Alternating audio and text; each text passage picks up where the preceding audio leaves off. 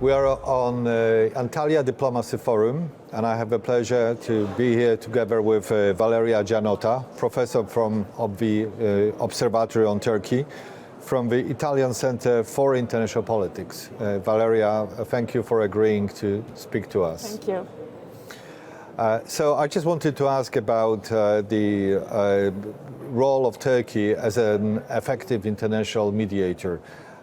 We see that in the past Turkey served this role in relations between Ukraine and Russia.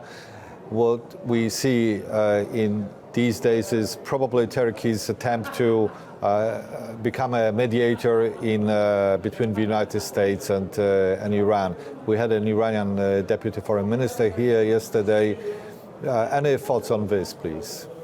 Well, Turkey has been playing the mediation role since a quite long time. I mean, as you mentioned, along with the Russian and Ukrainian war, Russian aggression to Ukraine. I mean, Turkey has been one of the brokers of peace attempt. It happened here 4 years ago in the Antalya Diplomacy Forum at Marcin, when the Minister of Foreign Affairs of Russia and the Minister of Foreign Affairs of Ukraine met, but no solution came out. But starting from that point, all the other mediation attempts have been pursued, and Istanbul was the place when the mediation was taking place. But beside the Black Sea crisis, also Turkey has been playing a mediation role, is trying at least to play a mediation role in many other chessboards. We have seen this along with the Israel war on Gaza, when anyway Turkey proposed itself, and that at the beginning was one of the main guarantor states, I mean, trying to find a solution on that crisis. We are seeing this as well now, along with the Washington war on Iran and the regional crisis as well. I mean, Turkey in this time is not in front of the mediation. I mean, the mediation apparently has been leading by Pakistan, and the dialogue and the mediation attempt is taking place in there. But behind the scene, the Turkish diplomacy is quite active. I mean, engaging in dialogue with all actors involved in the crisis to try to calm down, to de-escalate, and try to find a common point, without neglecting that Turkey is the second largest NATO country, and also is embedded within the Western architecture. And already when last year we had the first, let's say, escalation between Washington and Iran, Turkey has been always in contact with the US in order to de-escalate, in order to convey, to channel the messages to the Iranian government as well. This kind of approach is kind of a natural approach for Ankara and for Turkey, because if we look at the map, Turkey is quite embedded in a very peculiar and difficult region. So engaging in dialogue with the other stakeholders is quite of crucial importance for Ankara, because from the regional stability comes also the stability of the country itself, the domestic stability. And besides, President Erdogan is quite a well-acknowledged leader on the main international table. So the fact that in Antalya, for example, in these days, in the past 2 days, many leaders came, as you mentioned also from the Iranian side. We have representatives from Pakistan. We have representatives also from Armenia and Azerbaijan, where Turkey is also playing a role in easing the dialogue and in normalizing also the ties is of great significance.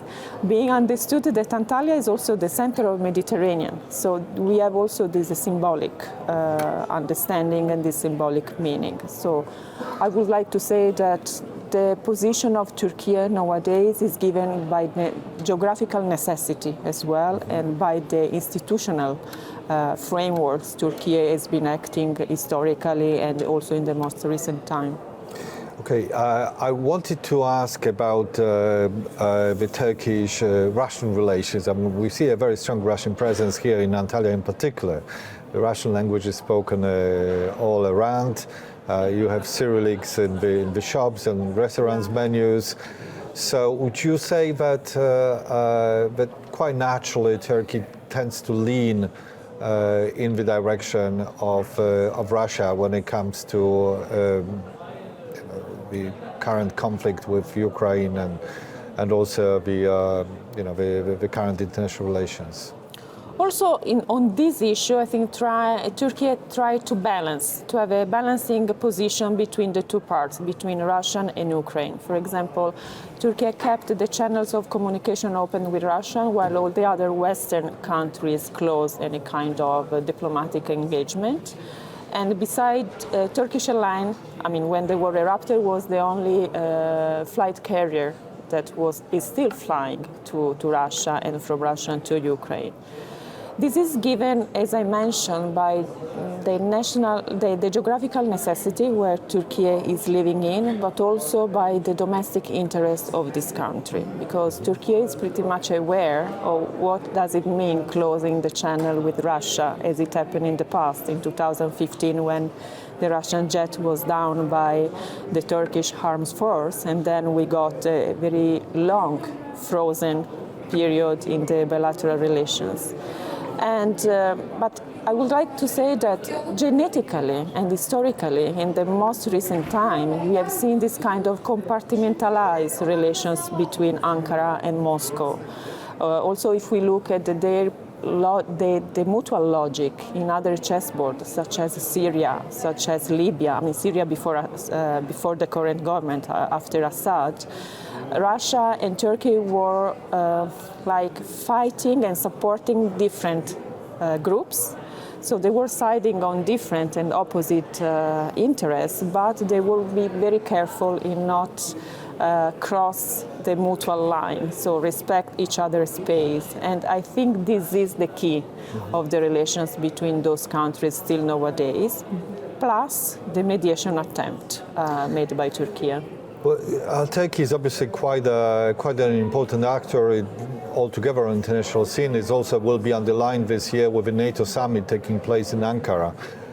We heard yesterday from Foreign Minister Fidan that he's not happy with the European Union countries forming some kind of a club within NATO and pursuing their interests.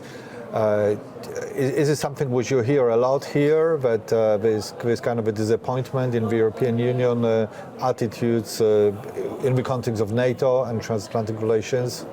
We had another session on NATO back in Ankara one week ago, and organized by the presidents of Turkey and the leading think tank. And yes, this was a common point coming from the Turkish expert and also the Turkish institutional representative. Turkey is not that happy on this project of European strategic autonomy. But also we have to point it out that from the European perspective, I mean, building a strategic autonomy does not mean replacing NATO. It means do not rely that much on the US, overall in a time when we have an American administration who is emphasizing a lot the American withdrawing from NATO or just putting some constraints on the partner. So it's sort of like Europe has been living for too long in a kind of buffer zone, to not realizing that a new war may erupt, as indeed it happened. And we shouldn't even neglect that within the SAFE program and the Rearming Europe program, Turkey is not directly involved, because on Turkey as a still candidate member to European Union, there are some vetoes coming from some European countries. Cyprus and Greece and some other countries, despite the fact that in the last years we saw a growing defense procurement made by Turkey and some other European countries. So at bilateral level, for example, Italy is purchasing or is producing joint manufacture, for example, from Baykar throughout the partnership with Leonardo.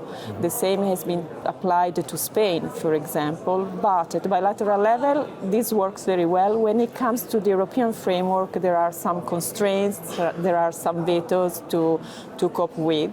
So in this kind of environment, Turkey will not be happy. But in a European environment where Turkey is acknowledged for the role that it's playing from a mediation point of view, but also as a defense supplier for European Union, and acknowledged also as the second NATO army, that I think will not pose any problem for the Turkish policymaker point of view. Thank you, Valeria. You're welcome. So this is it for us for today. I was speaking with Valeria Giannotta, professor at the Observatory on Turkey, at the Italian Center on International Politics, and we are at the Antalya Diplomacy Forum. Stay with us for further updates.